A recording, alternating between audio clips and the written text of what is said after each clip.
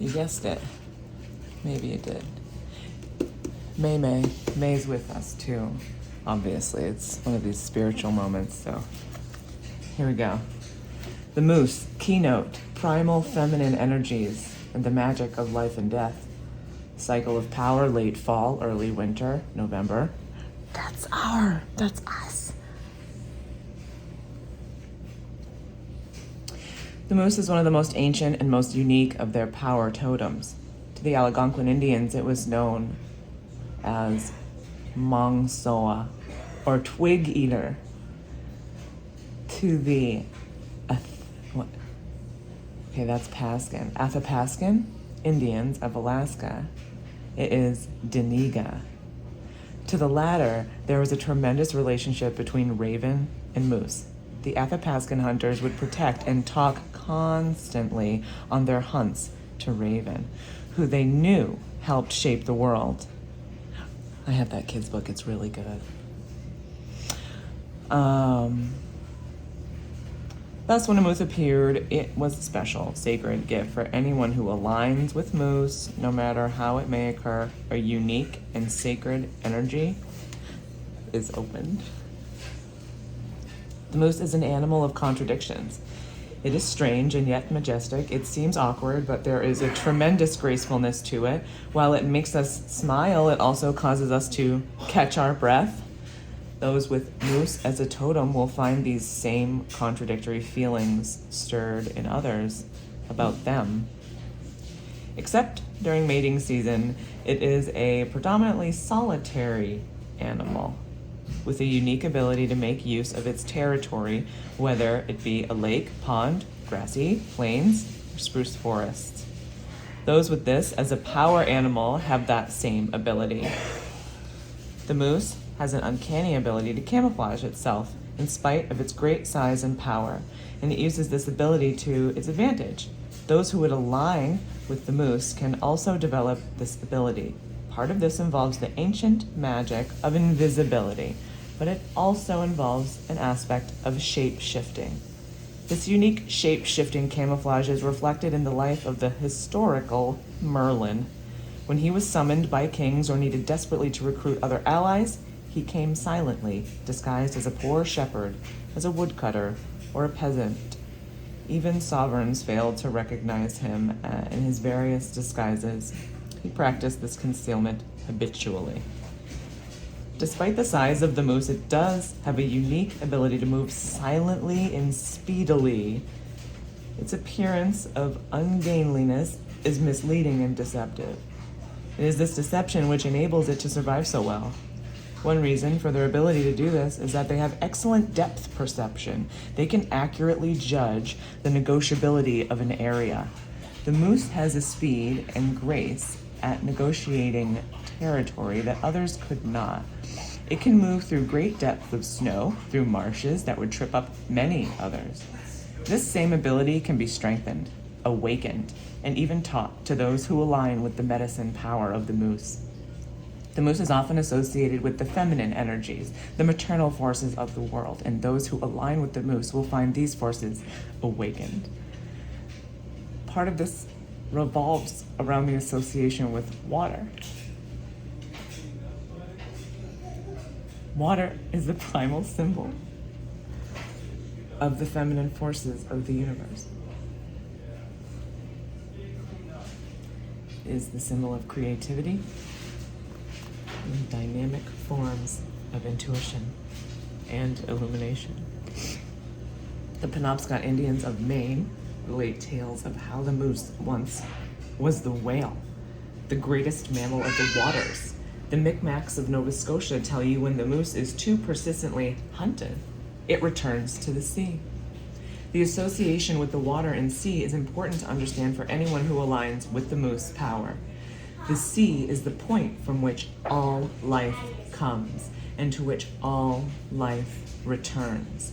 It is the great womb of the universe. The moose is often seen in marshy areas and standing in lakes. They also have a unique ability to plunge to the bottom of lakes and can remain there, feeding for up to a full minute before surfacing in a burst with fresh greens dangling from their mouths. For those who want to work with the full mystery of the moose power, this should be carefully studied and meditated upon. It reflects the ability of the individual to learn to go back into the depths and draw new life and nourishment from it. The moose can teach the ability to move from the outer world to the inner world. It can teach us how to cross from life to death and back to stronger life. It teaches us how to use the thin thread that separates life and death to one's advantage. It is not unusual to find individuals with strong moose medicine working in soul retrieval. This aspect of working with life and death and the energies and life forms on both levels is reflected through a sacred tradition of Athapascan Indians. To these people, potlatch is a memorial ceremony to help dispatch the spirit of the dead. The belief is that when people die, they do not leave right away. They stay nearby, and so food is burned for them to eat. At first, it is once a day, and then every other day, and then once a week, and so on for a year, at which time a memorial potlatch is served. The potlatch involves the sharing of special food, particularly moose head is served.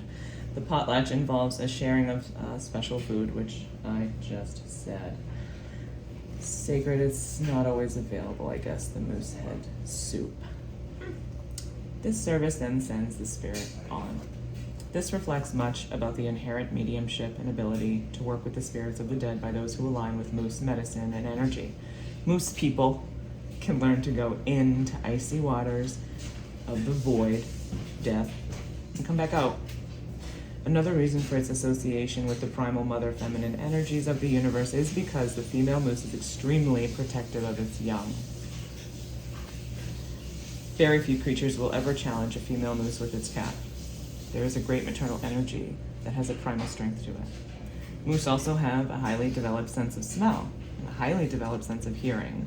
The sense of smell has spiritual and metaphysical counterparts in emotional idealism, spiritual development. The hearing lends to the moose, to the human. The hearing lends to the human the abilities of clairaudience and spiritual comprehension. When moose aligns with an individual, which is usually how it happens, rather than individual aligning with a moose, the individual should pay more attention to that inner voice and the sense of smell. Do things not smell or sound right? Even if you can't define why, trust those feelings, for they will define themselves shortly. Moose calves are also born with their eyes open, which is very significant. Most of us who are open and resonate with moose medicine came into this world with their inner eyes already open. It's not unusual to find such individuals getting discouraged when they work to click on those inner lights. As so many others describe their own awakening psychic and intuitive capabilities. These individuals must understand that they came in with their inner lights already on, so there will be no clicking. Learning to trust what they so often think is simply the imagination, etc., is part of the task of maturing into full moose power. If a moose calf lives through its first month, it will most likely survive to become an adult. This reflects much about the lives of those who moose aligns with. It is not uncommon to find those with moose medicine having had their most difficult and sometimes traumatic lessons in life during their childhood. The survival through this reflects that innate ability to draw from the creative force of the feminine waters of life to strengthen and sustain them.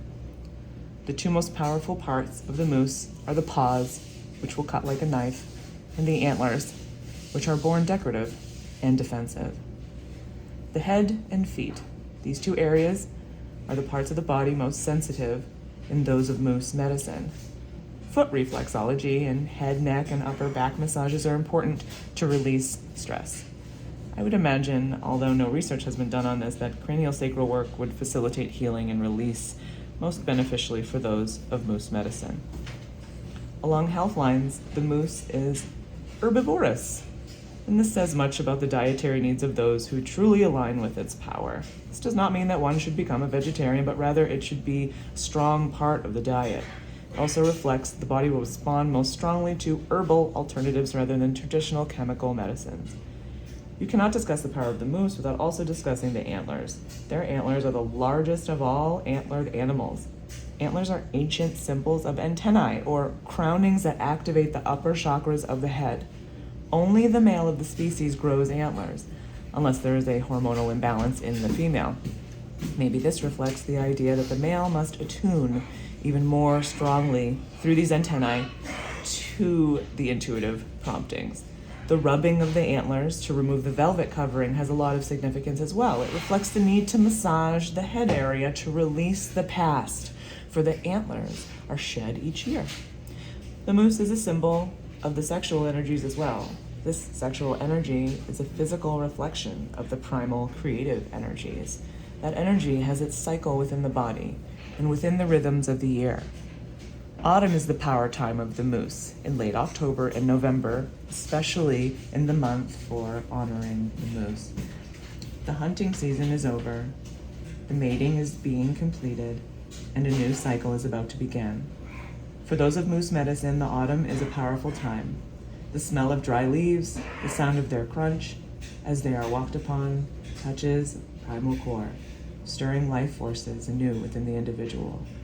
In many ways, it is aligned with Samhain, All Hallows Eve, All Saints' Day, harvesting rituals, and all the traditional energies associated with this season. The moose has always been a powerful omen. When it appears in dreams, it reflects a long, good life. It was known to give strength, and more than one Indian tribe believed that you could travel 3 times as fast and 3 times as long after a meal of moose. The mystical significance of 3 should not be bypassed here. It is the creation, the new child born from the womb of the mother. The hoof was known as a cure for epilepsy. Moose was known to banish headaches and dizziness. And moose medicine was also considered the antidote for snakebite. The moose has no enemy that it fears other than a grizzly bear, but they can outrun them and outswim them. Its maneuverability and intuition, along with its highly developed senses, sustain it. Almost all northern Indian tribes have legends and tales of the moose, reflecting its universality,